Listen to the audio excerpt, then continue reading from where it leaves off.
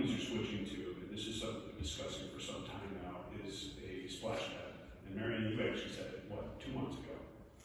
And if you look at the splash pads that are out there, they're huge.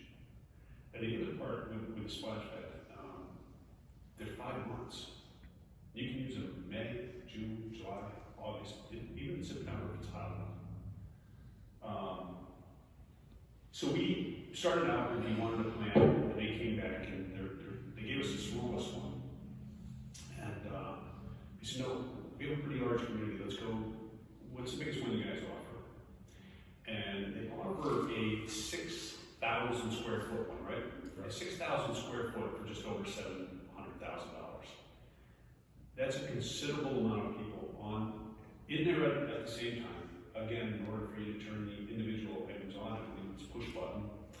And you know, this past May we had a week, at least 1 weekend where it was like 100 degrees out. We could have turned it on. And you know, I think one of the proposals I want to bring you to the town council is looking at ARPA monies to pay for something like that.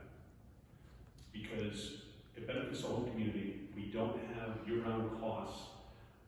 We don't have to hire lifeguards because pretty much you can go up there and use it when the water's on. Obviously, we shut it off at night because we have residents right next door. But you know, this is probably a discussion we're going to bring within the next month or so. Probably if it's not in July, it'll be August. With a couple of designs to look at, but I think that may be one of the options as well, because you know, we went to a referendum, I think it was on Marmor, for a pool, and the pool was turned down. Anybody that's been here a long time knows that. And it wasn't just turned down, it was overwhelmingly turned down. You know, they did not want to spend that amount of money.